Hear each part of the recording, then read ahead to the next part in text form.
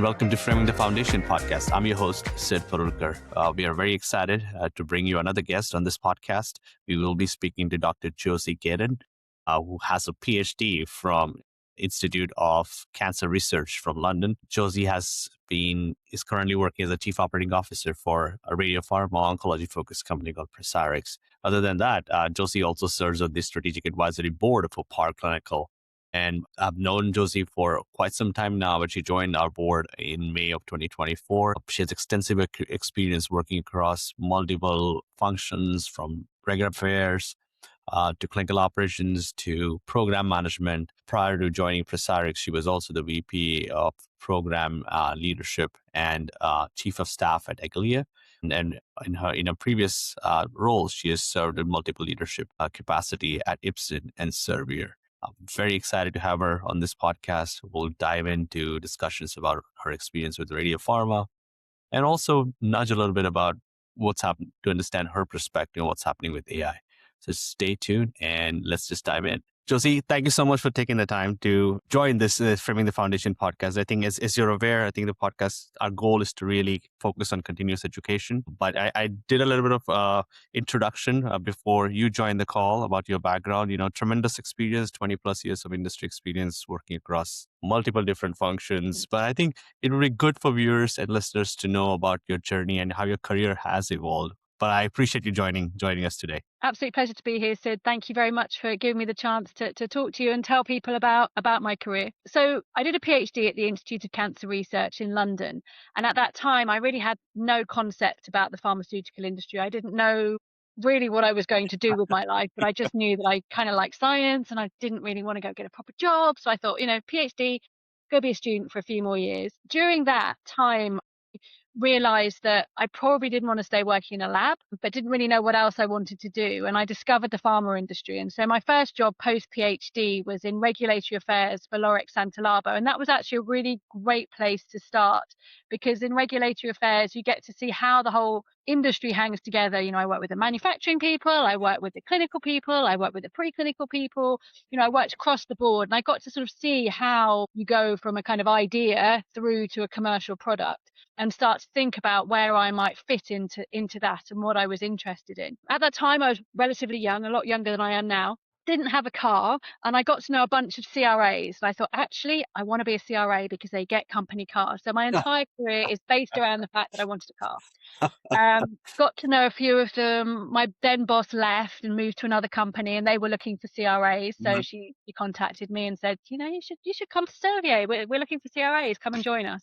And so I did. I got my car, so I was very delighted by that. And then spent the next sort of 10 or so years working in clinical operations across a variety of different roles. And again, that was a really great place to be, to sort of start to understand, the sort of patient perspective and what data was important and, why we were doing what we were doing. Again, I worked on really early stage programs, late stage programs, regulatory programs across a variety of different therapeutic areas. And that was a really interesting time for me. I was sort of building my career. It was a company that really invested heavily in people, invested a lot in R&D, and gave me a lot of opportunities to sort of see how the work that I was doing could lead to something that would help patients and help the company in the long run. After a while, I got approached by, again, one of my other bosses who'd been at Servier for a while. He'd moved to Ipsen and they were looking for global project leaders. And I moved to Ipsen in that role and led a variety of different programs, both from sort of late stage pivotal through to registration, again, translation from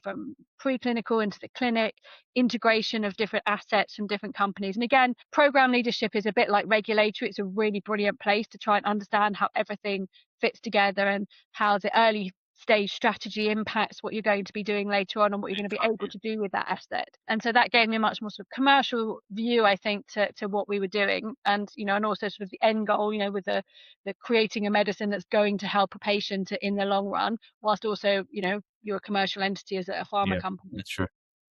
And then I was Josie, there for 11. Is it wise to say then, it's important to take chances as you go in your career till you find the sweet spot? I see you moving in different functions to now identify your. That's true. I think it's true. I don't think you necessarily have to stay in one area for the entire career. I think it depends what you're interested in. I mean, I'm quite interested in a variety of different areas, and really my main aim is to try and create something that's going to help a patient and that the company is going to also benefit from commercializing. Mhm. And, in order to do that, you have a lot of different a lot of different sort of functional areas of expertise that you need to bring together. And that's one of the things I really like doing, is bringing those bits together. It's like doing a jigsaw puzzle. You need to have Right. the different Right. bits from, manufacturing or preclinical or regulatory or whatever. Yeah. And you put that all together and you create something at the end. And both regulatory and program leadership have given me that knowledge across a breadth of different functional areas that I can now pull on when I'm working, particularly in a smaller company. I think the other thing that's really important is also who you meet throughout your career. I mean, I've been True. very fortunate in that quite a lot of my opportunities have Mhm. come through people I've known, but they only want to hire me or give me those opportunities because they know that I'm capable of doing them. So, demonstrating to the people that you work with what you can bring is Mhm. also really important, and maintaining those relationships. The industry is not that big. You'll come across people that you've worked with Yes, previously absolutely. in other places. And so that sort of network of people that who know what you can do is also really critical, I think, in this day and age. What makes you different from everybody else, I Yeah. think is key. A recent example is one of the CEOs at one of these mid-sized CROs. I had a chance to interact with them a few weeks ago, and it turned out I was in Asia Pac, and he was heading Asia Pac at that point for IQVIA Yeah. or Quintiles back in the day. So it's interesting to see where the connections lead to. But Josie, I want to say this, but I almost worked like 2.5 years in India before moving to the States. And there was a buzz about CRAs getting cars in Europe and in UK. So we were hearing about it on the other side of the ocean, or the continent, to say, oh, that's exciting, because I think the way CRA network kind of worked in Asia Pac was more about like logistics, was like local transportation versus owning a car. And I think it's the same in the US. You're much bigger countries, Yeah, right? So the yeah, UK is pretty small. So yeah, it was pretty easy for me to drive up to yeah, Scotland or to drive down to Cornwall to go and monitor the sites yeah, that I worked at. But if you're based in Texas and your site's in, I don't know, New York, you've got yeah. to, you can't It is drive. an So option. it's kind of a different entity, I think, a different size I just wanted to scale. mention that, we had heard about this story, that everybody was excited, like, oh, that would be fantastic to be a CRA in Europe. So I didn't mean to cut you off there, but I think that was, I just wanted to share the perspectives and how things have evolved over a Absolutely. period of time. But And it's a really good point, because it is different, and I think that's also an important factor. Although we work in a very global industry, and most of the companies I've worked for, though some of them have had a base in the UK, are not UK-based companies. So we're very global. We work a lot with different countries, but equally the sort of specificities might be slightly different, different, based on yes. wherever you are. Yeah. So. No, but transition from like Serbia to Ipsen, and then in that program leadership, would love to hear more about how that evolved. Sure. And so I was at Ipsen for around about 11 years. So either in program leadership and then towards the end of my time in sort of senior R&D leadership roles. And I led a variety of different programs, which again were really great opportunities to meet people, to understand how the industry works and how you can take a molecule through the drug development process. I mean, one of my best, I had sort of two really great successes that I like to think that I was quite involved in at Ipsen. One was getting the license to which really transformed one of the assets of the company from a few hundred million asset through to $1 billion asset. It went from kind of a small, fairly niche Yeah. drug into something that really transformed people's lives. And my team were instrumental in running the pivotal studies and then filing both in Europe and the US in getting that approval. Despite a lot of senior leadership or lack of belief by some of the senior leadership in that program, and that really revolutionized the company, I think. And then on the flip side of that, we also had an integration of an asset the company had acquired, and nobody was interested in it at all, apart from my team. And again, we managed to get that file, get that approved. Again, for a certain group of patients, it was really transformational, even though it was a small drug. So that was really a real opportunity. And then I also worked while I was at Ipsen, with our Chinese partners and our Japanese Mhm. partners to get approvals for our assets in Asia, which gave me a much more sort of global view of the world, I guess. And then in about 2018, I decided that although I like working in pharma, I kind of wanted to try biotech. We've been talking about the sort of biotech mindset a lot at Ipsen, and what does that mean, and how we wanted to sort of embrace this. And I was like, well, I kind of to go and see what that really means in practice. And again, I had a boss at Ipsen who had moved to a biotech company in the US, and she was looking for someone with my skills. And so I followed her to the company in the US. It was a rare disease company based in Texas with some enzyme replacement therapy. And I helped build the clinical operations team and the program leadership team, and we took the lead asset through pivotal trials and through to registration. We partnered with a company in Europe for the US for the European rights. But that was my first experience of biotech. And when we started, the company was maybe about 30 people, and it was scaled up to about 100 and something towards the end. And again, that was a really great experience. I was at a point in my career where I felt I could take that risk. I was moving from something that was quite a company that was quite solid and had a lot of money behind it, into something that was a bit of an unknown for me. But I absolutely loved it. And I think moving from pharma to biotech isn't right for everybody, because it is really Right. different. That's true. You're working in a very resource constrained environment. Mindset as You have well. to sometimes do stuff that you don't necessarily want to do because there's no one else to do it. You just basically have to get on with things, and if there's a gap, you fill it. But I really like that, and I think every individual in a biotech company makes a really massive difference. Sometimes in a bigger company, you don't feel like you have that level of impact. And although early on in my career it was the right thing for me to do, and I got really great training, and I got really great exposure, and I worked across a broad range of different things. Now I have the experience, I want to use that to help a biotech company or a smaller company with the sort of really exciting science take something forward. And I Right. think that's what I really, really love to do now. So in 2018, moved into biotech, and I've kind of been there ever since. So worked in rare diseases, and then for the last 3 or so years, I've been working at Precirix, as you know, for a radiopharm company based in Belgium, chief operating officer, really sort of helping to drive our programs forward. Yeah, and Josie, I've worked firsthand with you there, and again, I appreciate you being on our strategic advisory board for Power Clinical as well, as we My pleasure. continue to focus to grow the company as well with our thought process to really help early stage companies. But as you were going through your career, I mean, what are some of the challenges and hurdles that you faced, and what is like your success mantra? What do you feel that is one thing that you go to when you're like surrounded by all these adversities, and especially in a chief operating officer role, which is like a larger lens that you put on across the organization? Would love to hear your thoughts there. Yeah, I mean, I think I really like building things. So, I like creating things, and I like doing things. I just really like things moving forward. So for me, being in operations is um it's a really great place to be, because you have the ability, once you have a sort of strategy and you're moving things forward, to see that progress. I like, I've never been someone who wants to sort of hold on to everything myself. I want to develop people, I want to create something, I want to build something. And I get a lot of pleasure out of helping my team develop and developing the talent, and really helping people to be the best that they can be as Yeah. well. And creating an environment where people can flourish. And Josie, I want to compliment you for that, because having worked with you a little bit at Precirix as well, I think you give individual autonomy for people to drive it. I think it's a very difficult skill set for a C-suite person, because you're so used to being in control and want to control every aspect of it, but relying on the right person to get the job done. I think that's a very rare skill set. So I And I appreciate that. think I appreciate you saying that, Sid.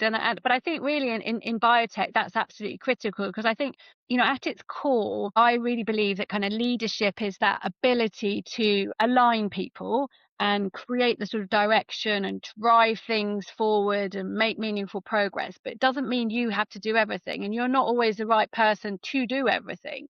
And I think often companies flourish when you have the right people around you with the right expertise and the right attitude, really. A lot of it's not always about knowing how to do something. It's about having the right sort of mindset, and being really going, okay, so we have this project, we need to do this, I don't have anyone else who's going to do it, so we have to figure out how we're going to do it. Yeah. And being able to do that. And as a leader in an organization, especially in biotech, you don't have to be the person who does everything. You don't know everything, and there are so many things that you have to be involved in. Really, it's important that you build a team who can can take things forward.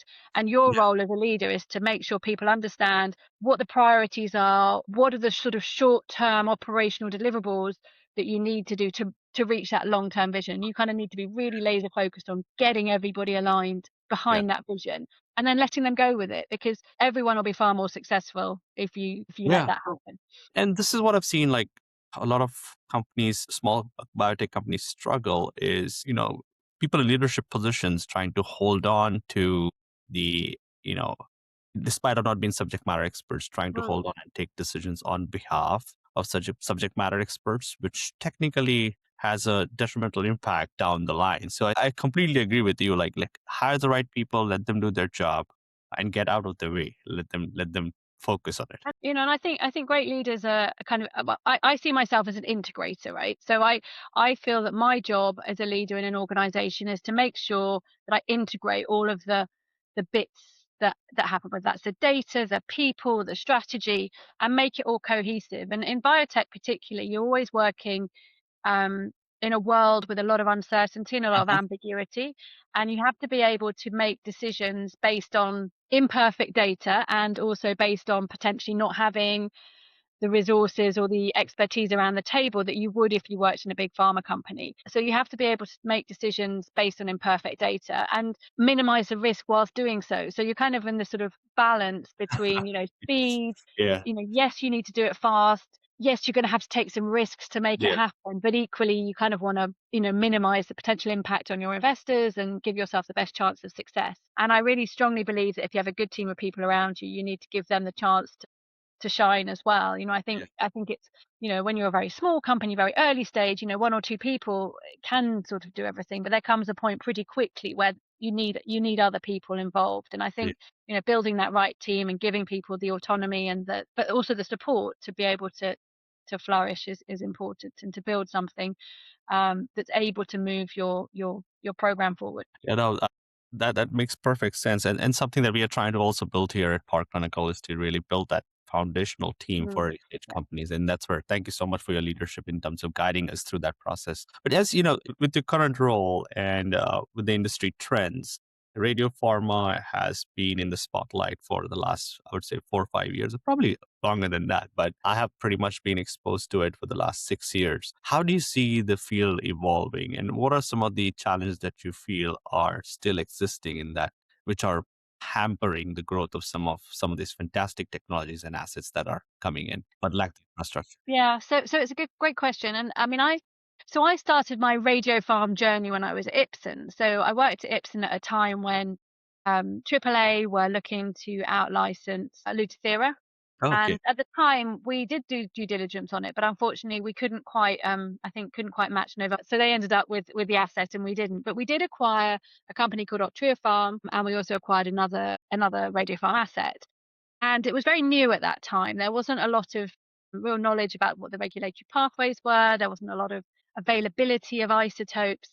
And although we did integrate the assets into the portfolio, at a certain point in time, they changed their strategy and decided to spin them off into separate companies. And that was around the same time I left the company. And then obviously I came back into Radiopharm about 3 years ago at Precirix, and the field had really changed. I think when I first worked on Radiopharm several years ago, everyone was really worried about how we were going to make it, how we were going to Yeah. get access to the isotopes. And that Logistics. has changed to a greater or lesser extent. Although I think there still isn't an issue in terms of supply of certain isotopes, things like lutetium, which was really difficult to get hold of 10 years ago, is now pretty much a commodity. You can get hold of it fairly easily. And I think that is what will change with the other isotopes. So I think there are a lot more there's a lot more infrastructure now available. There's more manufacturing CDMOs who are able to manufacture Mhm. radiopharmaceuticals. There's more access to isotopes, and there's more sort of knowledge about them. There are two commercially available radiopharmaceuticals. So you've got Pluvicto and Lutathera. I think the biggest change, and I think what happened was there was a huge amount of excitement about Mhm. them, because I think fundamentally it's a really great idea. It makes a lot of sense, sort of scientifically and clinically. So there was a huge amount of early stage investment, and now people are kind of waiting to see that pay off. I Uh-huh. always think of it a bit like CAR T. There was a load of excitement and people put loads of money into it, and Yeah. then everyone went, "Oh, this is really hard. How are we going to manufacture this?" And so Right. then lots of effort and time and money went into fixing some of those challenges, and now we're kind of back on the it's really exciting again. And I feel like radiopharma is a bit like that. There's been a huge amount of excitement, and now everyone's sort of waiting to fix some of the problems, and we'll kind of come out the other side. I think there's a few changes that you see. There's a change in the sort of isotopes that people are using. So there's a bit of a move away from, or addition. I don't know if it's a move away, but you have the sort of lutetium and the beta emitters as people are, embracing the alpha emitters like, Yeah. lead and actinium, but access to those is still quite challenging. Mm. There's a huge amount more supply coming on stream, certainly with actinium-225, and quite a lot of lead companies now are making quite good progress with their lead generators. So I think, in the coming years, those access to those isotopes that are needed will improve enough to be able to make these assets potentially commercially interesting. I think the other thing that we'll see is, at the moment, there's a huge amount of investment into SSTR molecules, which are kind of like lutetium, like Pluvicto. They may be a bit different, they may be a bit better, who knows? But as soon as we actually get some really good late stage clinical data with a different target, Mm-hmm.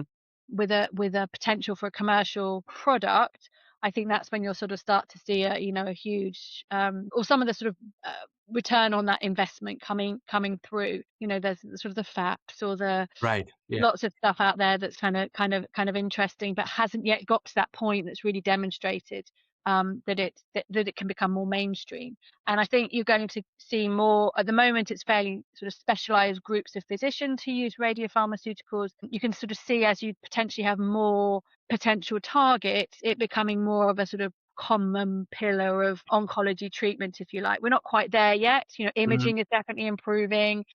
Real-time imaging is becoming much more doable. That the infrastructure needs to kind of improve a bit, and people's um, understanding of how to use Yeah. radiopharmaceuticals and access to them will continue to evolve, I think. It's always a trade-off, right? Because I think for the I would say the field to evolve, the infrastructure needs to evolve. But if Mhm. there's lack of efficacy being exhibited, what are they going to? So it's like what are they going to do with the infrastructure? Catch Like it's like 22, yeah, for yeah, sure. catch 22 kind of. That's where I feel like because I work for a couple of radio pharma Mm. companies as well. One of them was working with very very closely with you at Precirix as well. But I think, and not pointing to Precise, but there are other companies where I think logistics was a big, big, big challenge. Just too costly to For transfer. sure. Half lives were an issue, so I think that's always been challenging. But do you still are optimistic about this field? Totally. I mean, I think it has huge potential, and I think that there is a lot of really good evidence out there that is positive, that is trending in the right direction. And I think there will be other commercially available radiopharmaceuticals, but not in the next couple of years. It's going to be a little way down the line still. Okay. If you look at what's in development right now, you're not going to have something other than an SSTR2 or a PSMA for a little Right. while yet, I think. But I Yeah. think as soon as you start to see that, and you start to, there starts to be better access to the isotopes, there's a broader range of potential targets, then I think you can really sort of start to see how you could have a sort of more fully integrated sort of precision oncology treatment pathway for a lot of different types of cancer. Hmm. I think also you're going to start to see more combination of radio pharma with other treatment modalities. You already see that across Yes. oncology, across a Combination. variety of different types of treatments already. So if you can get the right sort of sequencing, the right combinations, you could really transform cancer therapy, I think. Again, the hot topic these days is AI and their involvement in drug discovery. And I don't know if there's ways to use AI to better streamline the radio pharma field in terms of like supply chain management, optimizing that. Any thoughts on where you see AI evolving and how its role has been so far, integrated with the whole drug development pedigram? I think you're right. I think AI will change a lot of things in how we do things, and I hope that it will improve certain workflows. Like, for example, you talk about supply chain. I think that's a really good example. In radiopharma, it's really complicated because you've got the isotopes, that have different half-lives, and I think that the whole process can be improved, and I'm sure that AI will play a part in that.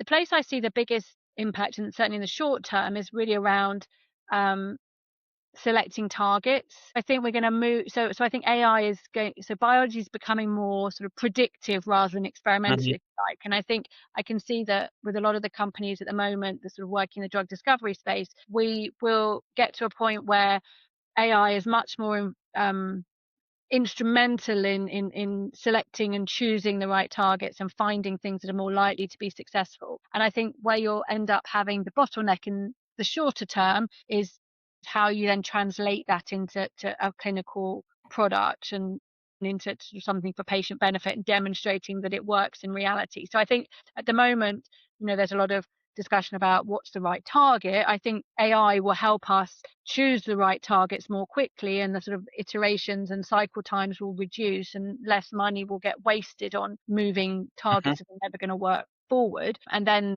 instead of the bottleneck being the right target, it's going to be, how do I take this target, which I think is the right target, into people and show that that works. So it's going to sort of move into the translation phase, I think. And then I think for sort of when you move down the pathway, if you like, into development, I think AI is it will also help probably reduce the sort of timeline and cost associated Mhm. with running clinical trials.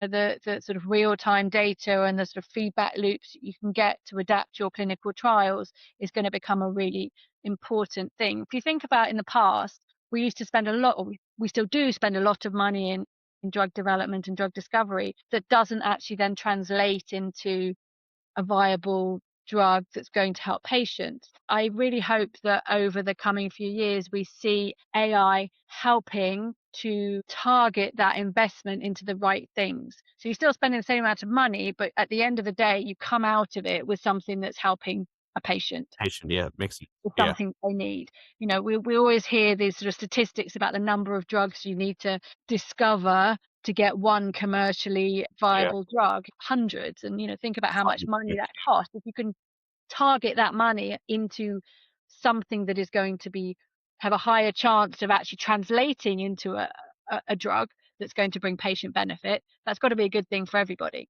But I think the way we work will change. I think the bottlenecks will change. So even if you AI makes the sort of drug discovery step quicker with the sort of feedback loops that you're going to get, Right. and the knowledge that's sort of out there, there's still a piece where you have to then translate that into clinical trials and into patients to see whether it actually works in practice and if it's safe.